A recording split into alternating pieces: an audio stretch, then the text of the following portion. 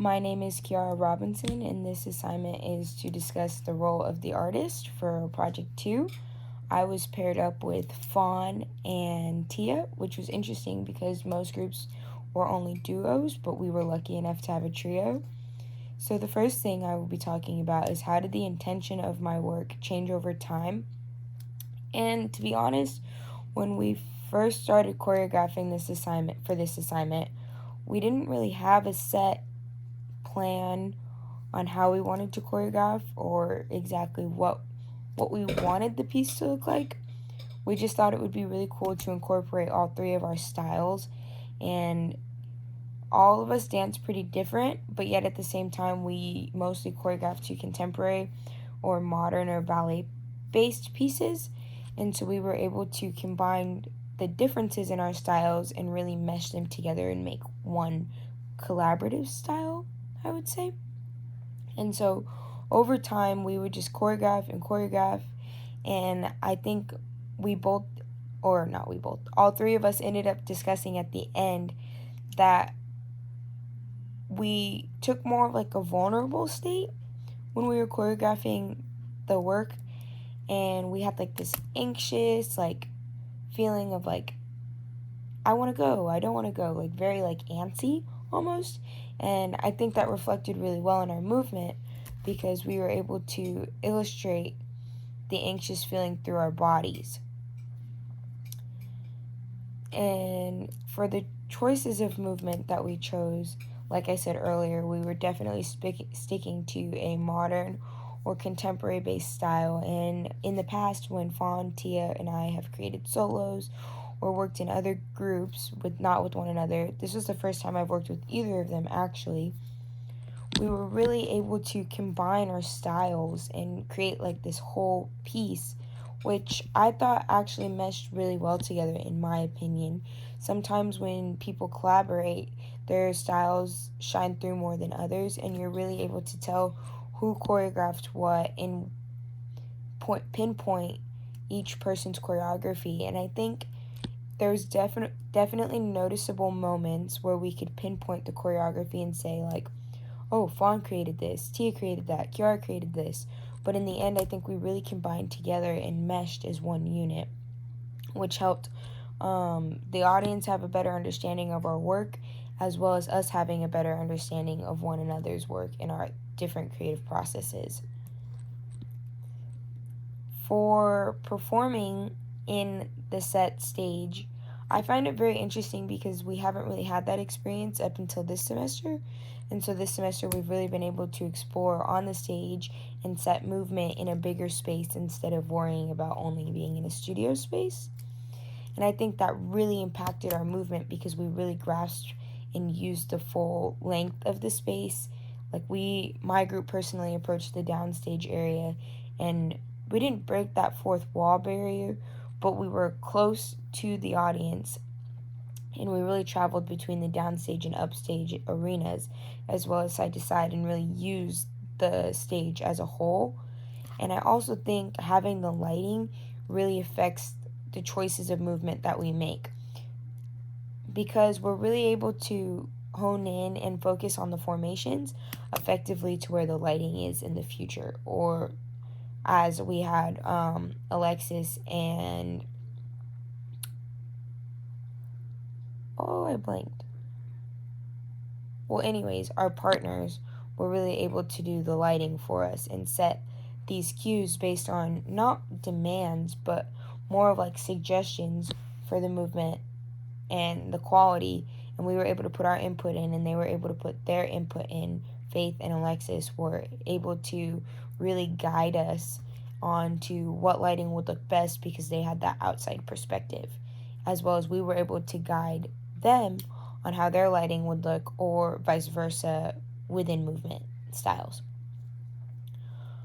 This collaboration process was interesting because working with Fawn and Tia to create the movement and then working with Faith and Alexis to set lighting was something I really haven't done before, because in a collaborative process, I notice I tend to try and collaborate with the people that I think personally mesh with my style, or I try and connect with my friends which could be in any group situation or any group assignment. You usually tend to go with the people that you know better. But I really haven't had the experience to work with Fawn and Tia before, and I really enjoyed it because they were able to bring in a different set of eyes and like aspects into choreography that I had never really thought of before. And I noticed with my group, there wasn't really one set leader. We really threw out ideas and just said, yes, no, you know what, I really like that idea, but maybe we should try this instead. Or, yeah, I like that idea. How about we add this? And we were really able just to play around with the movement and the choreography and work together as a whole instead of being three individuals. I felt like we were a group of individuals who were working together and not just three separate individuals choreographing at different times. And then working with Faith and Alexis, we were really able to tell them our ideas and like use the anxiousness and the vulnerability that we had discovered about ourselves in the end of creating. And I think that really influenced the lighting that Faith and Alexis chose for us in our piece.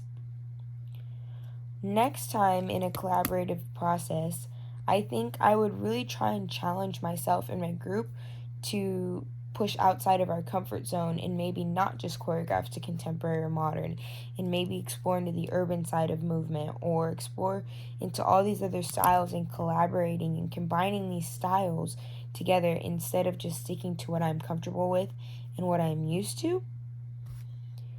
I think if I were to take this work and develop it into a future project, I noticed my group really used a lot of isolations, which is something that I personally don't use in creating my solos. And so I think if I were to take this work and create it into a future project, I would really try and work on the isolation of my hands or my feet or my chest and just really use that to my advantage to pull in the audience more and really extend my pieces and show off different styles of movement. Creating dance is important to me because it allows for me to really let loose on my emotions. I tend to be a person who struggles to talk verbally about my emotions, but dance is a language that doesn't need to be told and it doesn't need to be spoken.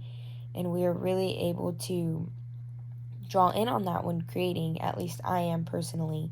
And so I'm able to create and really express myself without having to verbally speak, which helps me release my tension and stress and just really work through anything that I might be feeling that day or when I'm creating. My dances that I create or when I go take class or honestly any choreography just really allows me to let loose. And when I'm creating dances for others, I really try to think of how they move and how their style might be different than mine, and how can we combine, or how can I express to an audience how I'm feeling without having to tell them how I'm feeling. And it's something I really struggle with because I don't really show my emotions on my face when I'm dancing. And that can be an issue when trying to tell or get across a story to an audience member. So I'm really working on expressing myself to others and to my community when creating choreography, because this choreography is an outlet for me. And I don't know if other people see that, but I know in my body it feels good, and I think that is a huge milestone. Whereas in the past, if I didn't get praised for my work, I thought that I was doing something wrong. But now the only person that I need, not praised from, but the only person that I need to feel like I did good is me. Because if I feel good in my movement and my body's feeling good when I do it, then I know I'm working through my emotions. Whereas instead of just working through the movement, I really want to be working through my emotion and me portraying the story to the audience, or vice versa. If I'm given a story that I need to portray, how can I portray that through my movement? Or how can I really use movement to portray how I'm feeling or to portray a storyline? So that is why dance is important to me, because it is an outlet for me to let loose and really dig into how I'm feeling without having to verbally speak about it. Now, the article I'm choosing to talk about is Streets to Stage, and I really found this article interesting because lately I've been having these conversations with others about how the urban community is so small in Phoenix, and we talk about how dancers used to be dancing on cardboard or rapping or beatboxing or playing all these like this music through like a DJ set, yet you never used to see urban styles on a stage. It was always known as the street dance. Everyone would go out and pull out cardboard boxes and break dance or freestyle or rap or MC, all these things that fall under the urban umbrella, but you never really saw it in a stage performance vibe, unless as of like backup dancers or concerts. And now it's becoming more normalized to be dancing urban styles on a stage and have a platform, and it's really hyped up in today's society. And I think it's interesting because I, as a performer, never had the experience of dancing in a street setting, and I always noticed, for me, I grew up in urban styles already being on the stage. And so it's interesting to see now that I'm more involved in the urban community how ciphers happen and how that is still a street style. There's still street styled ciphers outside of a competition setting, and how to translate between the street and the stage. Hip hop is becoming more of a mainstream form of music, form of dance, and you see it a lot more with these social dances where you see people doing like the Nene or the Harlem Shake, and it becomes more of like a popularized social media dance. And now it's people are translating these movements and taking them to the stage. And I think it's really interesting because I personally love urban, so I've been fascinated by all these videos, and it's just becoming more mainstream and more popular in our culture. I found it really interesting how Rennie Harris talked about how hip hop has always been around in the form of dance or in the form of slang. And slang is really just the appropriation of certain words used in the Black or African American culture that have now been translated into the white culture. And like y'all or yo or all these words that have become more normalized. And it's all because all these people are coming together and being like, yo, what's up? And it's like, in the past, that was like almost like frowned upon, and now it's become slang and it's becoming normalized, and people text it, people are speaking it.